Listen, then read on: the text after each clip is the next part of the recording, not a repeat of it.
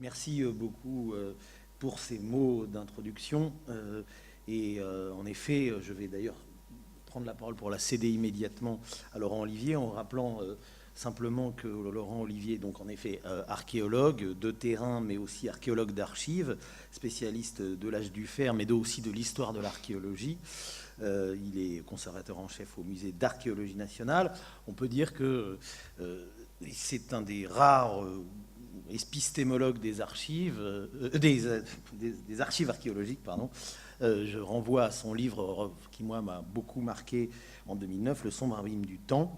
Et on avait souhaité, avec l'équipe de préparation, justement faire appel à un regard non pas seulement différent, puisque l'archéologue lui aussi dialogue avec des formes de réemploi artistique, mais peut-être plus structurant autour d'une réflexion sur la disparition et la réapparition des vestiges matériels à travers le processus archéologique en lui-même, puisqu'il s'agit pour nous aujourd'hui, bien entendu, de dresser l'éventail de toutes ces formes en apparence séparées de la reprise et donc aussi peut-être de la déprise qui préside à ces formes de réemploi, de réactivation et finalement de rejeu. Donc Laurent, je ne sais pas si le PowerPoint fonctionne, du coup je meuble un peu.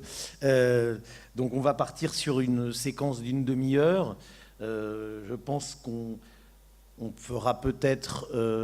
on passera tout de suite la parole ensuite à Béatrice Massin pour regrouper la discussion, en sachant que notre matinée va être un petit peu malheureusement amputée par la maladie et l'absence de Marie-Hélène Breuil.